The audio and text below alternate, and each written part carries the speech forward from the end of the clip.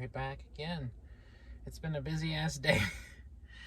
I woke up really early and then I met my father, who paid for some gas so I could fill up my car. And then I found an old TV dinner that I'd put in a fridge for like 5 months ago. And I had that for lunch because I don't have anything else to eat.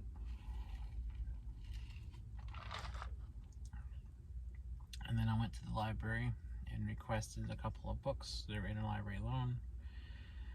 And then I went to O'Reilly's Auto Parts and get my car looked at because it's been crazy. And here I am. And all of that has taken the whole day. It's been a long day. It's not even 5 o'clock yet. And traffic's already a nightmare. It stays busy all day, even before quitting time. And there's still so much more I need to do, but I don't have the money or time to do today.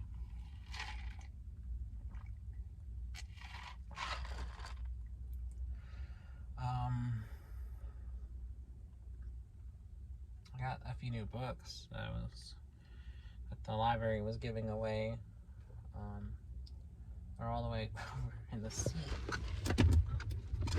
I slumped across the car when I took a turn. One of them is A Woman in Cabin 10 by Ruth Ware, which is a novel I've actually read already. But I picked it up anyway. I got a bunch of books that I'm thinking about trying to sell. So that's a popular enough book and a fairly well-known writer, so I thought maybe I'd try to sell it.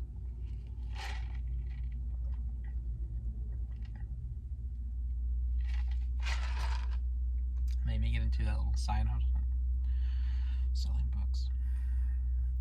I could try to get into it anyway. That's really been my day. That's a lot for me. So for me, that's a busy day. But for most people, that's really just an average day, I guess, or even really not that busy of a day.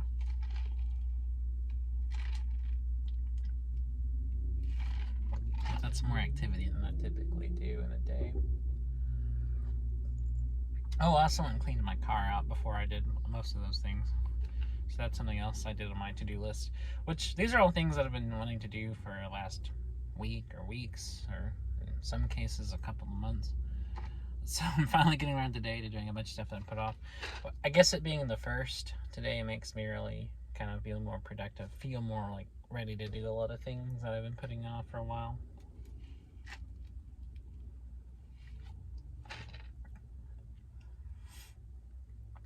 And that's about it. I don't have anything else to talk about, so I'm just talking about books and stuff. Speaking of books, I got this book a long time ago. The library was just giving it away because it's really old and it's battered, and it's a book that, while written for young adults in 2022 wouldn't read. But it's The Arm of the Starfish by Madeleine L'Engle. And this is a writer that I only know for a couple of things. She's most famously known for writing A Wrinkle in Time, which is a good book, and it's the only thing I've read by her. But I know she wrote a bunch of things for teenagers, and I think this is one of them. You can tell it's a very old kind of novel. I thought this would be an interesting book to have in my personal collection, and according to the copyright page, it was published in 1965.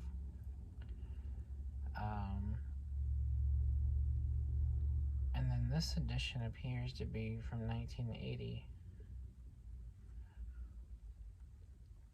Oh boy.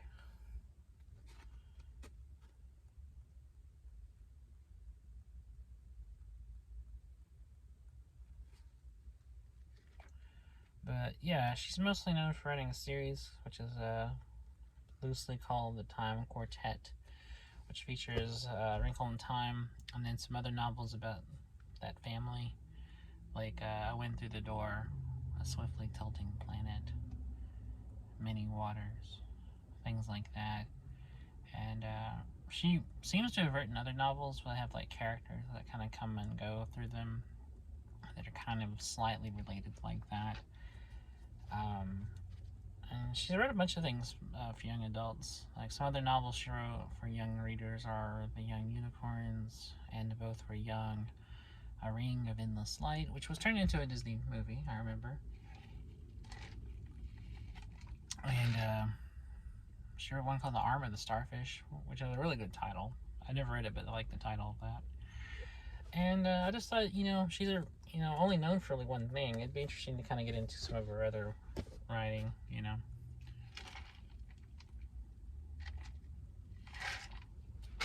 really thirsty today. It's really hot. And I'm broke, but I got this cup of ice for free. And then I used the last of my change the other day to get a 2-liter because they were on sale for $1. So I literally don't even have $1 left in my bank account.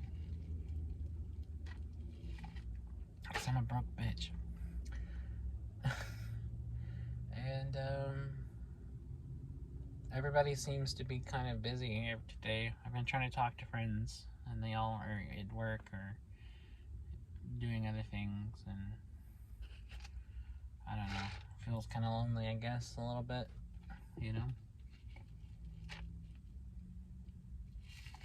Meanwhile, I've been trying to be a little busier than usual and do all these things. And I still got a bunch of library books I checked out that I need to read, like House of Thunder, which I've been really wanting to get into Dean Koontz lately, so I checked out a few of his books. I don't know. Shit's weird, y'all.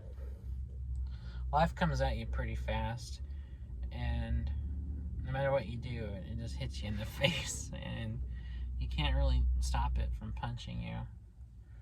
And then people you think you can count on, you find out that you can't. And then other people you can are only in your life for a short time. And then everybody ultimately leaves you in the end, and you're only alone with yourself. And then you have to kind of make, amends with yourself and be okay with yourself because you're going to be alone. Because at the end of the day, when you get down to brass tacks, we're all just alone in this life. And, and you have to learn how to be fine with yourself, or otherwise you're going to be lonely. You're always going to be looking for something in other people that you can only find in yourself. These are some things I've come to realize recently, and I still got my issues, don't get me wrong, and I still have a lot of self-loathing and things I'm working on. But I'm getting to the point where I used to look for myself or aspects of myself in others. Or I used to look for people that I could kind of latch on to and connect with. And younger me actually even tried to modulate my personality to have some qualities that I just don't have.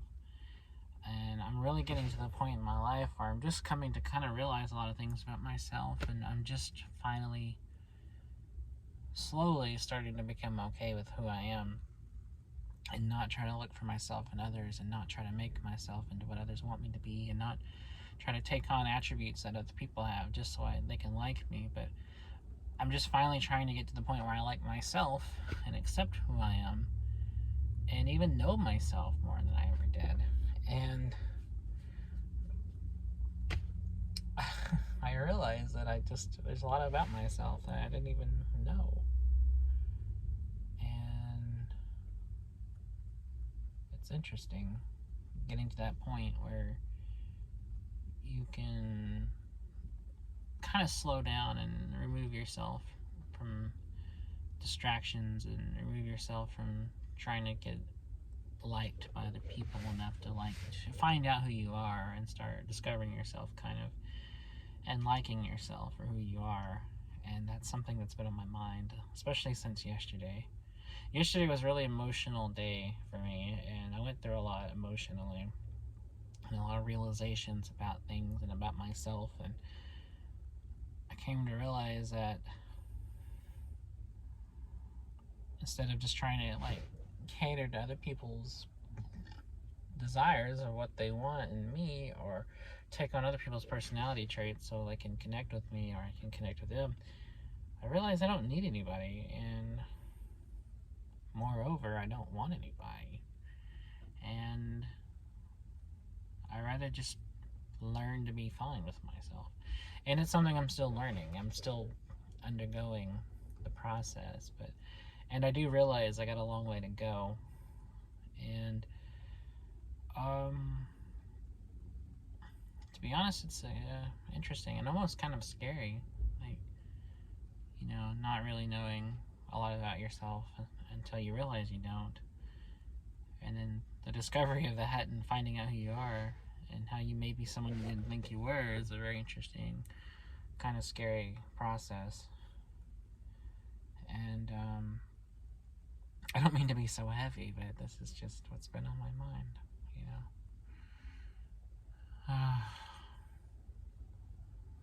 But that's me. I am who I am. That's all I'll ever be.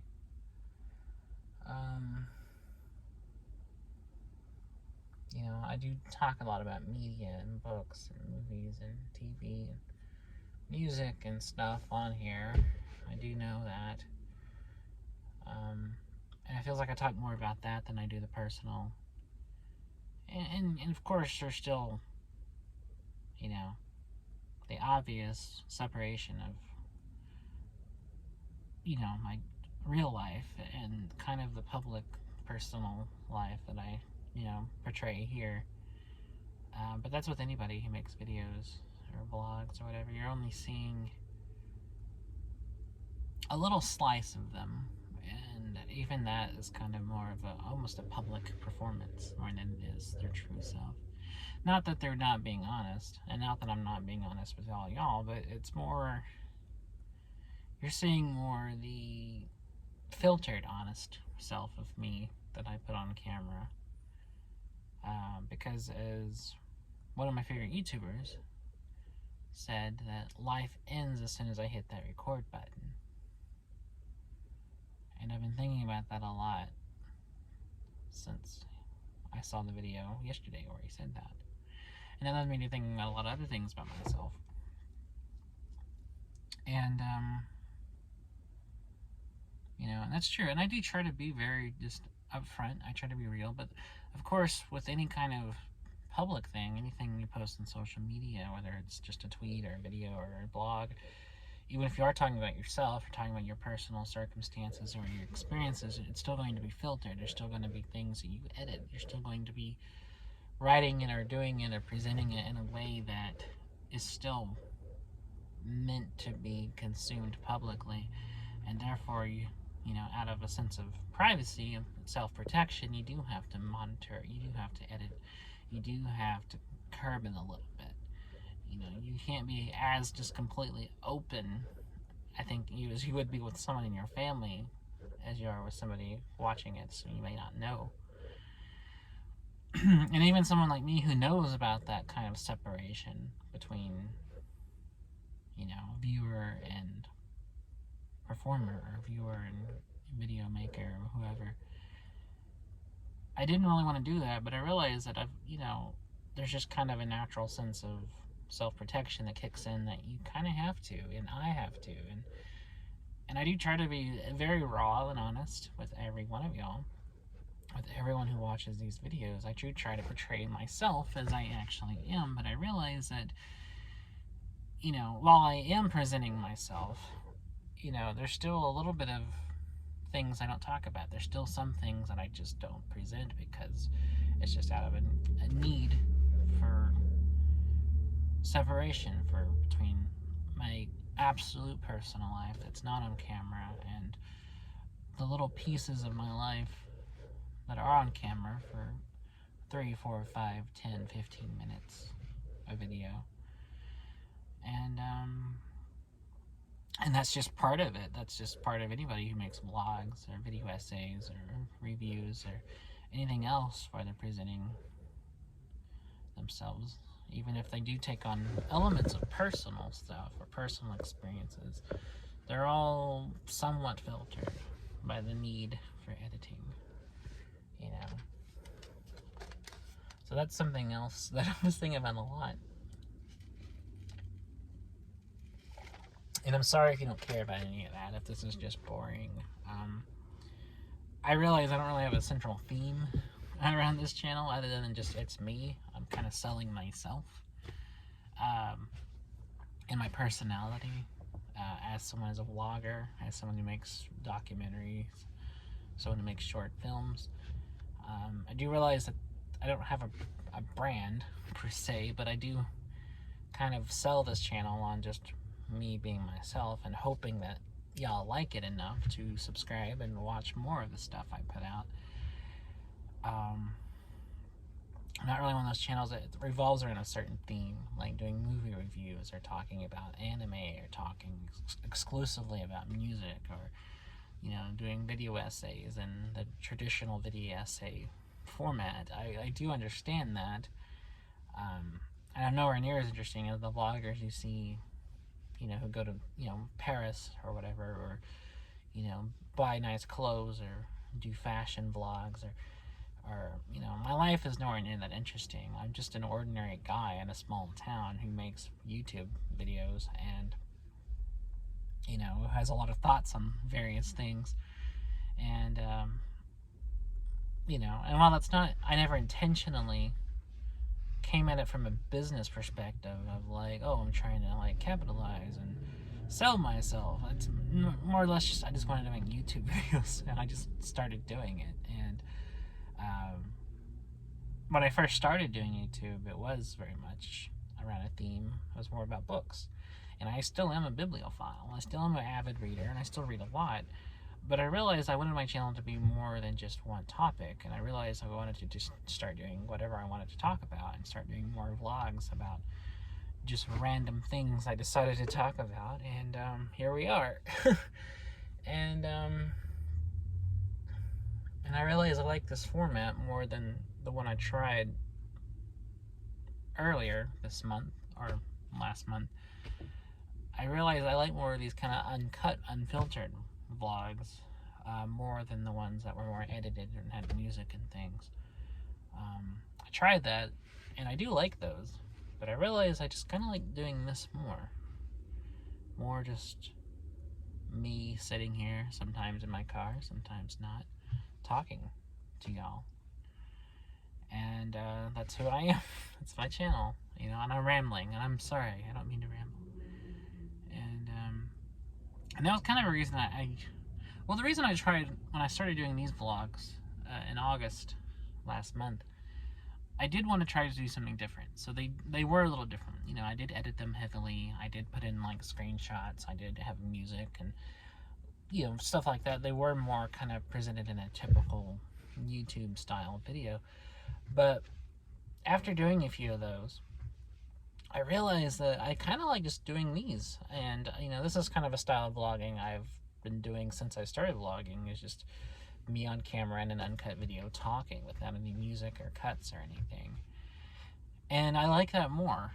And I find that kind of presents more of a style that I like more, because I feel like you're getting more of who I actually am. And you're seeing all the kind of imperfections and rambles and repetition and, you know, misphrasing and mistakes. And I like that. I like that more than kind of cutting out me stumbling over a word, or, you know, or going off on a tangent that isn't quite related, or things like that. And, you know, that's not to say I won't make things that require editing, like documentary shorts or, you know, short films or things. I just find that I prefer vlogging in this style of, it feels more to me like I'm having a conversation. It feels more like this is a real life thing that we're talking about, like you and I are face to face having a discussion, as hard as it is for me to look people in the eye. That's why I do, even on camera, that's why I look away a lot and look at other things or glance around, because I have a hard time even in real life making eye contact. So that's just me. Those are things I'm thinking about, and I'm sorry that I rambled on for so long. I guess I'll end it here, and apologize again for getting a little too personal, maybe, or maybe rambling or talking too much.